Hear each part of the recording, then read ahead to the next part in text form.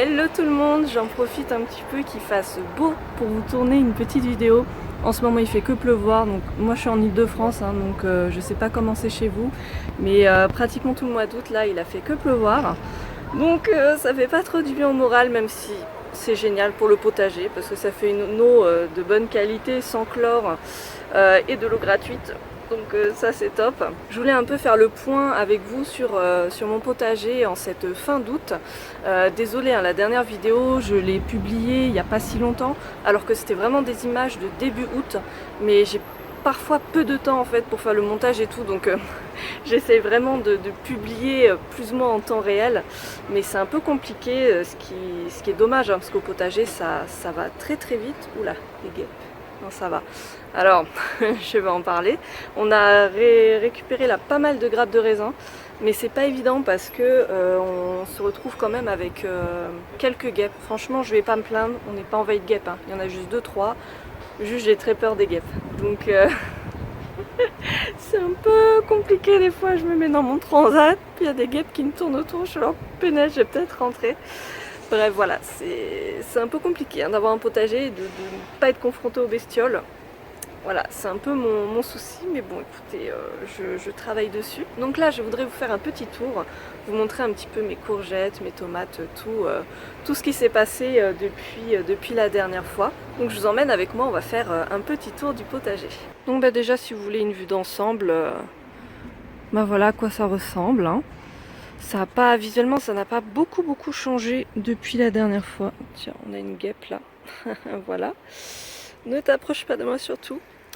Ça pousse. Alors on a taillé l'arbre. En fait, il se fait tout le temps dévorer par les pucerons. On n'arrive pas à gérer ça. Il y a trop de fourmis, trop de pucerons.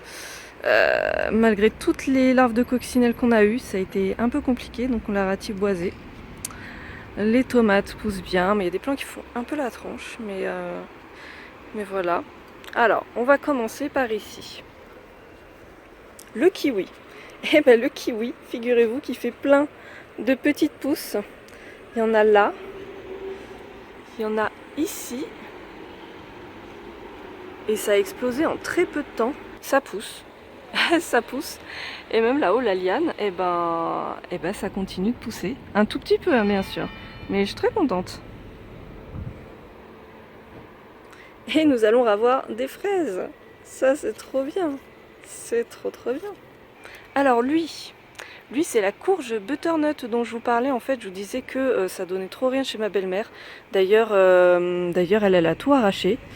Et en fait, il a explosé en croissance en rien de temps. C'est-à-dire, il poussait pas et tout d'un coup, pouf! Voilà, c'était la fête. Et il y a pas mal de fleurs. Je sais pas si on va bien voir. Il y a pas mal de fleurs mâles. Et ici nous avons a priori, une grosse fleur femelle. Je ne sais pas si on voit bien, mais voilà, je ne sais pas ce que ça va donner. Est-ce que ça va pas faire des bons fruits? Je ne sais pas. J'ai essayé quand même de couper pas mal de branches par ici parce qu'à côté nous avons mes choux, donc mes fameux voiles. C'est mes choux romanesco, j'ai mis du voilage et je pense que ça marche bien. Juste, voilà, il se fait un peu coloniser, donc je coupe les feuilles qui sont par là. Même si c'est pas plus mal, parce que ça fait un petit peu d'ombre. Mes semis aussi sont sous voile. Il y a des trucs comme les choux chinois, ils sont morts. Tant pis, je n'aurai pas de choux chinois. J'ai ressemé des navets aussi. Ils sont mes navets. Ah ouais, ils sont là. Ah, ça commence à bien pousser, là. Les petits navets. Alors le souci avec mes semis, c'est qu'en fait, comme vous voyez dans mon potager, il n'y a pas de place en fait. Il y a très peu de place, parce que j'ai encore mes légumes d'été, donc je ne peux pas les semer, je n'ai pas d'endroit pour les semer, surtout que j'aimerais bien en prévoir quand même pas mal pour avoir un bon rendement, et je suis un peu bloquée en fait. Je suis pas comme ces gens qui ont des terrains, des jardins, où du coup ils peuvent trouver de la place. Moi là, tout est encore pris en fait. Donc ceux qui ont des balcons ou des terrasses, comment vous faites pour installer des légumes d'automne-hiver? Parce que là, il va falloir que je les sème en pleine terre. Et en fait, le souci, c'est que je pourrais les semer entre les pieds de courgettes, etc. Parce que du coup, le temps qu'ils grandissent, le pied de courgette ne donnera plus rien, mourra, et puis du coup, voilà. Mais là, je suis obligée de mettre du voilage parce que je vous jure qu'avec les altis, c'est impossible. Mais je peux pas mettre du voilage alors qu'il est censé avoir des pollinisateurs qui pollinisent les courgettes par exemple. Je suis un peu dépassée par la question, donc si vous avez un avis, je suis preneuse. Le raisin, bah franchement on a quelques belles grappes. Oh, on n'a pas des tonnes de grappes encore, hein, mais on en a déjà mangé quelques-unes, elles sont vraiment très bonnes, vraiment très sympas. Oh tiens, regardez-moi ça, c'est très marrant ça. Je sais pas ce que c'est. Une variété de guêpe originale.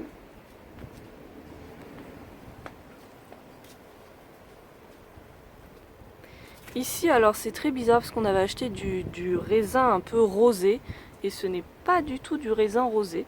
Je ne sais pas ce que c'est comme variété, mais il a pas énormément de goût. Mais écoutez, pas mal quand même. Faut absolument que je récolte mes blettes là. Aïe aïe aïe. Faut que je les mange, je les oublie. Les petits lapins vont très bien. Regardez où ils font la sieste. Ils adorent se mettre là. Tout ce qui peut constituer une petite cachette tranquillou pour faire dodo. Ah, c'est le bon plan. Oh, bah dis donc, pourquoi tu me filmes toi? Qu'est-ce que tu me veux? C'est ça que tu es en train de te dire? Oh, mais t'es belle. On veut te voir. Hein? Oh, pour l'instant, on a laissé les branches du pommier hein, parce que les lapins aiment bien le grignoter. Ça leur fait plaisir. Il y a toujours le voile de protection qui traîne. Je sais, c'est pas très élégant. Voilà, voilà. Donc là aussi, j'ai des blettes à récolter.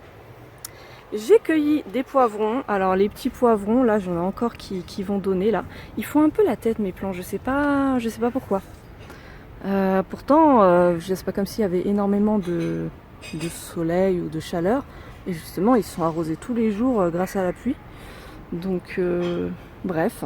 En parlant des poivrons, je sais pas si je vous en avais parlé, mais mes poivrons, dès qu'ils commençaient très légèrement à rougir, ils avaient systématiquement en fait des taches.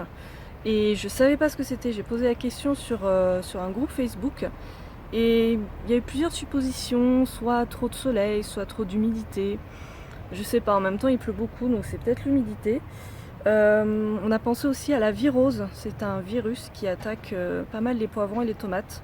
Mais normalement quand même ça contamine tout le plant, là c'était vraiment juste une tache et sur certains poivrons, juste vraiment une toute petite tache.